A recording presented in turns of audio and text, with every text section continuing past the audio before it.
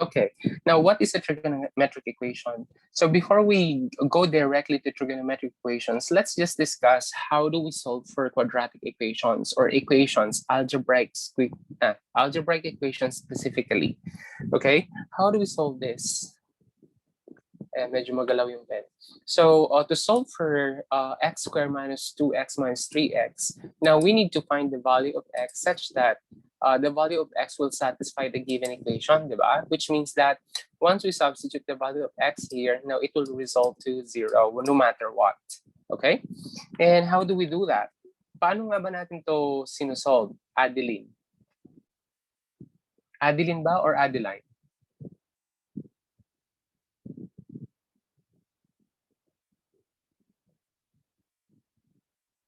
Adeline?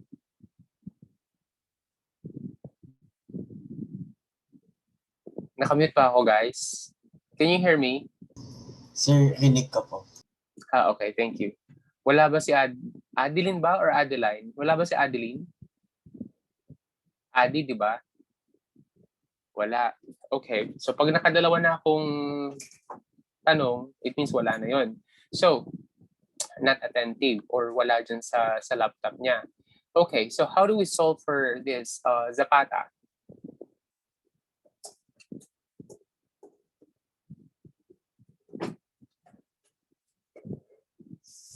Angerel? Okay, wala rin. So, wow, ang daming. Siguro isa lang ang nandito. Okay, now this is just an algebraic equation. And to solve for x, we can do a lot of methods, diba? As discussed when you were in grade 7, 8, 9, walang 10 kasi ngayon lang wala tayo nito. So here, we solve for quadratic equation in so many ways. And one of the ways is factoring. However, there are some types of equations where a given equation is not factorable. So factoring is not actually good for all of the equations, okay? So we need to find another way. So before that, let's just use for factoring in this equation since it's factorable naman. So how do we factor this? We can factor it in this manner. So x times x, ito naman ay negative 3. So that's 3 times negative 1. Ganyan. Wait, ayaw sunod ng yun. Late yung 10. And since negative 2 ito, so therefore positive si 1 at negative si 3 equals 0. Diba? And ito, sorry. Okay. So since, again, pakinggan to since the left-hand side is already expressed as factors, again, factor siya, and the right-hand side or the other side is expressed in 0 or as 0, tandaan nyo na, factors and 0. Pag sinabing factors, they are products of expressions. Okay? Now, pwede natin itong paghiwalayin. Tandaan to gagamitin natin to. So magiging siyang x plus 1 equals 0, x minus 3 equals 0. Okay, bakit sir allowed to? Sige nga, bakit allowed tayo na gumawa nito? What property, rule, theorem, axiom, corollary, lemma that supports our action? Okay? So, ano bang corollary or property? Tungson. Guys, nag-random ako sa participants list. So, hindi ko siya pinipili talaga. Chongson? Wala rin. Parang isa lang ata ang nandito Sige nga, drop 1 guys. Tingnan natin kung sino yung online. Drop 1 please. Sir, may nag-chat po si Ethan. Yeah, I saw it. Drop 1 na muna si chat box para alam ko na nandyan kayo. Sige, hindi naintindihan. Mag-type kayo ng 1 tapos click nyo yung send or enter para ma-send.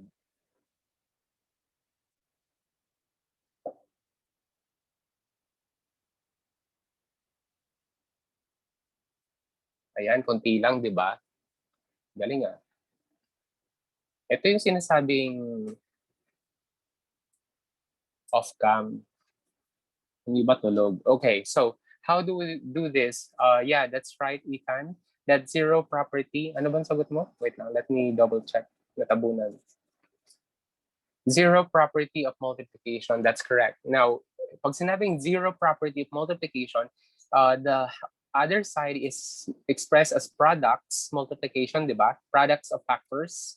And the other side is zero. Kaya nga sinabing zero property of multiplication, we are allowed to use this. However, if we're doing this, if we have an expression like this, tandaan to kasi gagamitin natin to, baka mamaya yung iba hindi pa to masyadong alam. Ayan, ganyan. The left-hand side, the right-hand side is expressed as zero. O yan, may nakuha na tayong zero. So dalawang conditions, zero and product. Okay? This one is a expressing factors, but this one is not. So therefore, we cannot use the zero product property. Okay? Of multiplication. Now, kasi mayroon pang 2 dito. So, hindi natin pwedeng gamitin. So, dito pwede na siya. X equal to -1, x is equal to 3. So, therefore, x is an element of -1 of the set x is an element of the set with elements -1, 3. Okay? Siya yung sagot dito sa value na to. Paano natin malalaman na siya yung sagot? I-substitute natin dito lahat ng possible values, and once it is equal to 0 or it satisfies the given equations or equation, then that's the time that we're going to consider them as a solution or part of the solution. All right. Now, however, if factoring does not actually give you the final answer or the correct answer, now you can use the quadratic formula. Let's just have a review. So negative b plus or minus square root of b squared minus 4ac all over 2a. So this is the quadratic formula. We can use this to solve for the values of x, where a, b, and c are the coefficients of x squared, x, and the constant respectively. Naintindihan, class? Okay? Pwede natin siya gamitin sa trigonometry.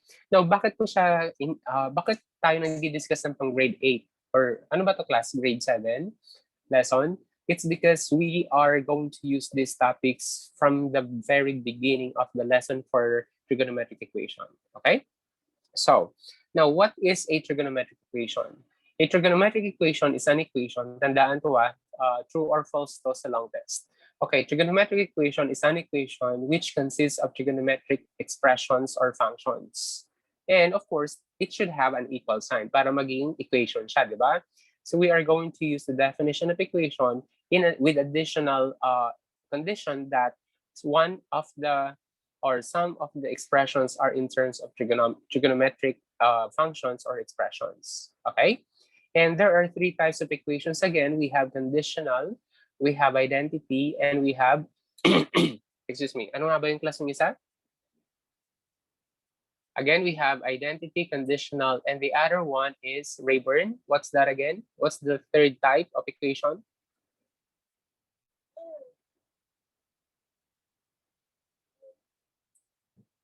Rayburn?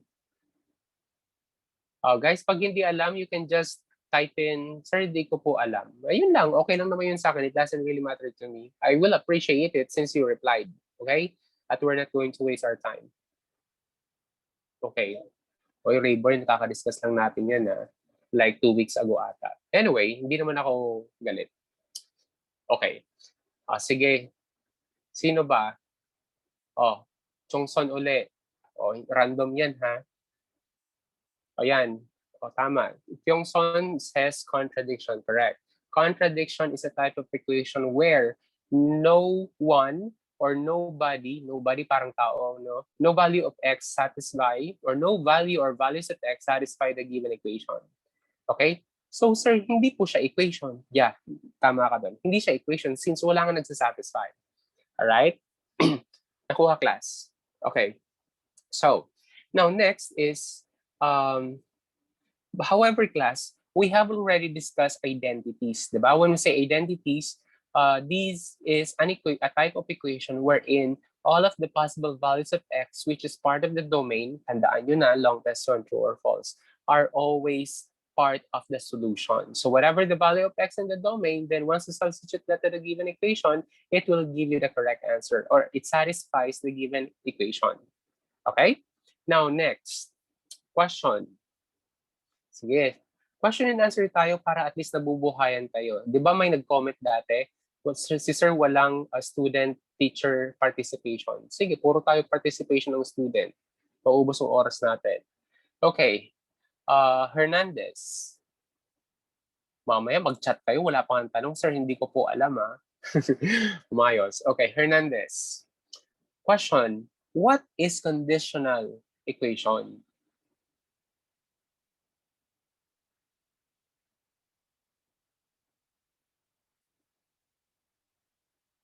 Guys?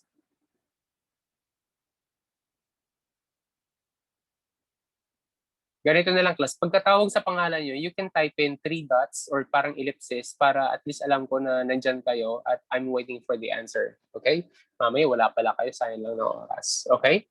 So parang yung nasa messenger ng Facebook, whenever you're typing, di ba, nakikita nyo yung 3 dots na gumagalaw. So 3 dots will also work in our class, in our message. Okay? Hernandez, wala? Okay. Okay. Last one. Choppy ba yung audio? Sige, ako na lang sasagot. Okay, conditional equations or specifically class trigonometric equation, since trigonometric tayo, is a trigonometric equation that is true for at least one value of the variable but not all values. Okay? Ang gusto sabihin nito, class, pag sinabi siyang magiging siyang conditional, pag identity, lahat, di ba? Lahat ng values ng domain ng X sa domain ay solution. So, identity ang tawag doon. Di ba na-discuss na natin yung identity? Yung conditional naman, at least one, dapat may isa. May isang sagot dyan or maraming sagot. Pero, hindi dapat siya lahat. Bakit hindi siya lahat? Bakit hindi siya pwedeng lahat ng sagot sa value ng X? Harvey. Sir, pa-repeat po ng question. Okay. Sa definition ng conditional trigonometric equation, di ba, sabi dyan, it is a trigonometric equation that is true for at least one of the values of X, but not all. Bakit may exception, may condition na not all? Sir, possible po kasi na kapag ibang value po yung na-plug in niyo po sa equation, possible po na maging answer ay undefined. So hindi na siya answer.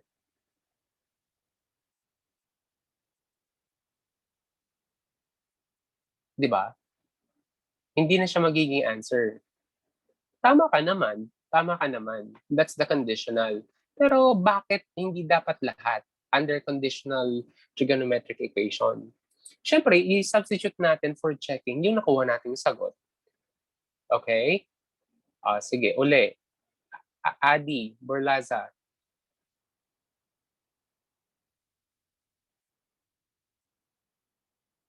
Para malinaw itong conditional trigonometric equations na to. Ulitin ko yung tanong a conditional trigonometric equation is an equation wherein there is at least one value of x that is part of the solution but not all. Okay? Hindi lahat pwede maging solution siya sa domain or value ng x na part ng domain. Bakit kailangan class may condition na dapat hindi lahat sa conditional? Peers.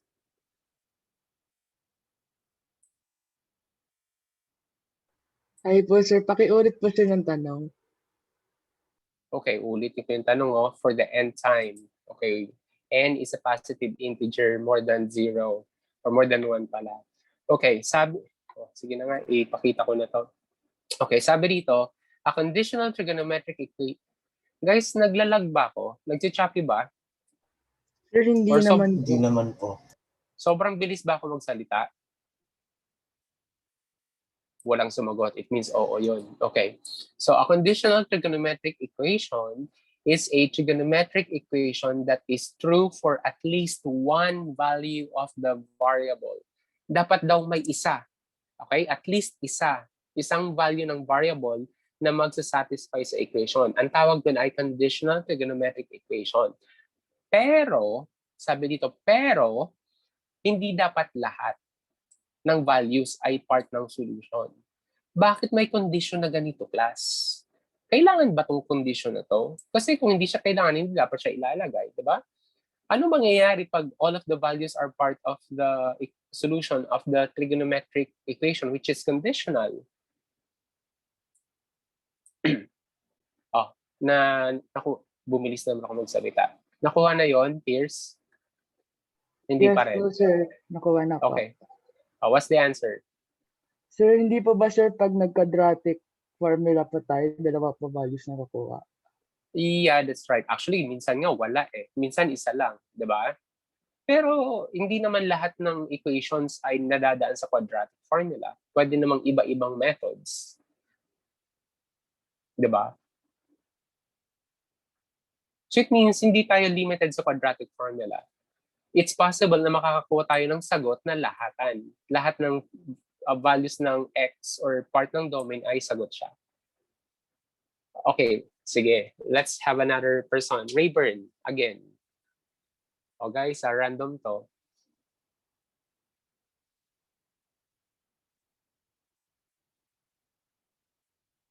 Sige na nga. Okay, let's go. Proceed. Okay, kung may sagot kayo, just let me know. Now, paano ba sir sinusolve yung trigonometric equation? Guys, actually, yung trigonometric equation, nagbabalat kayo lang siyang algebraic. Okay? So it means class, the trigonometric equations can be solved using algebraic manipulations. Alright? Or algebraic techniques. Ano nga ba sir yung mga algebraic techniques? Yan yung mga transposition, factoring, quadratic formula, ano pa ba? Completing the square root, ano pa ba yung iba? Completing the square root, taking squares on both sides. Tama ba ako? Squaring both sides, completing the square root on both sides, mga ganon. Okay, lahat yun guys.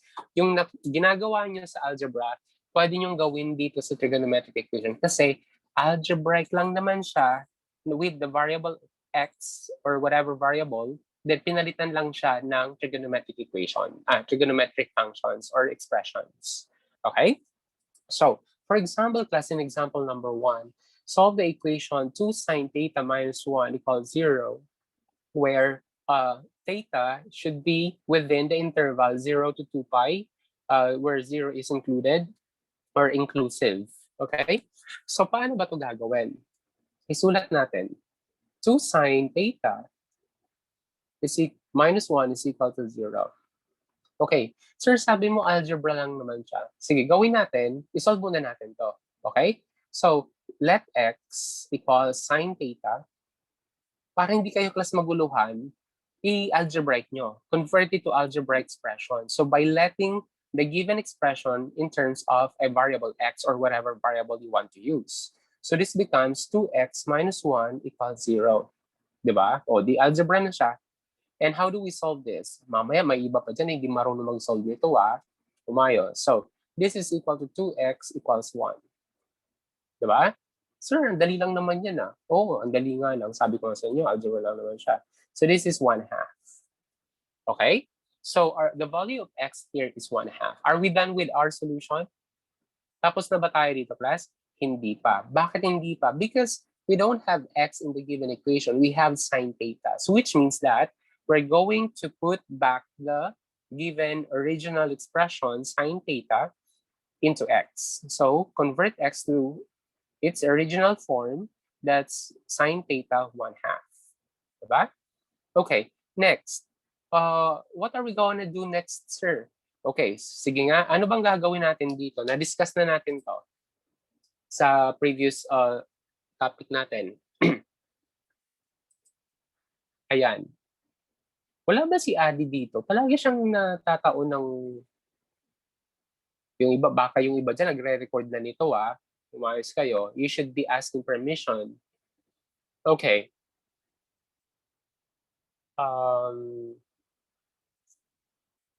Noah, Devilla, how do we solve for this? Sine theta is equal to 1/2.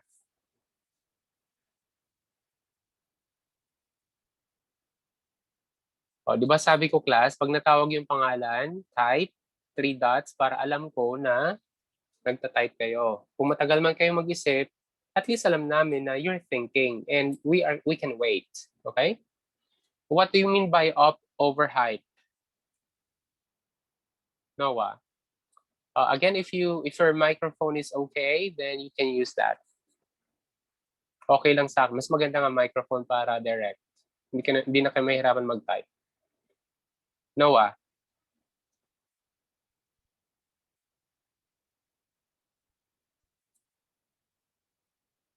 Guys. Sige na nga. Eto na. I think ang gustong sabihin ni Noah ay gagamitin natin yung concept ng sine function. Okay. So, actually pwede naman siya, class. Di ba nag-discuss na tayo ng paano ba sinosolve yung ganito? We can solve this using inverse. Inverse function 1/2. Okay? However, in trigonometric equation class, we're not going to use the concept of inverse function. Okay? We are still using the inverse relation. Ano ba sir yung relation and function? Ayan, ano ba yung difference ng dalawa?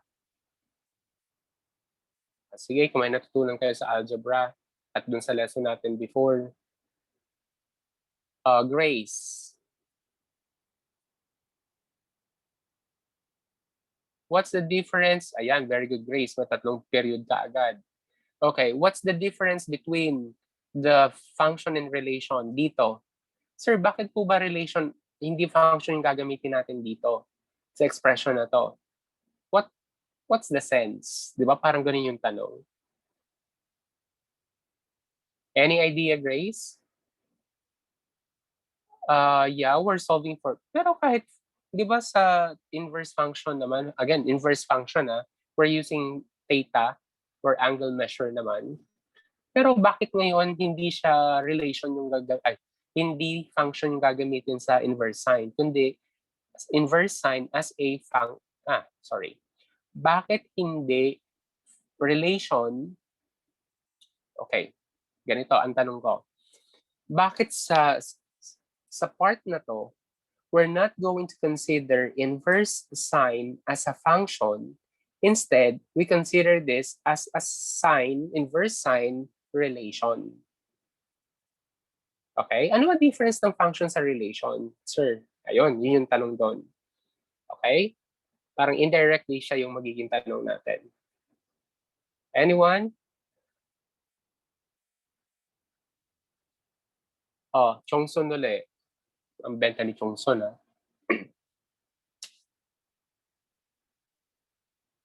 Ethan, 3 periods ka agad para alam namin kung nag-iisip or nagta-type or kung nandyan ka din.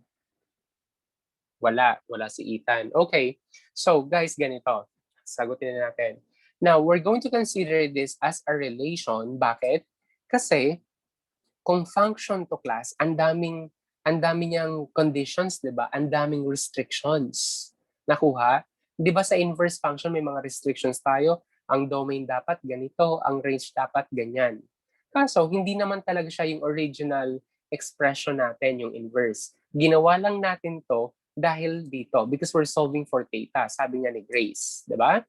Pero, it doesn't necessarily mean that our values for x and y are already limited. Okay? Restricted. Kaya, instead na maging function siya, kino-consider natin siya as a relation. Bakit relation? Kasi walang bound ang relation.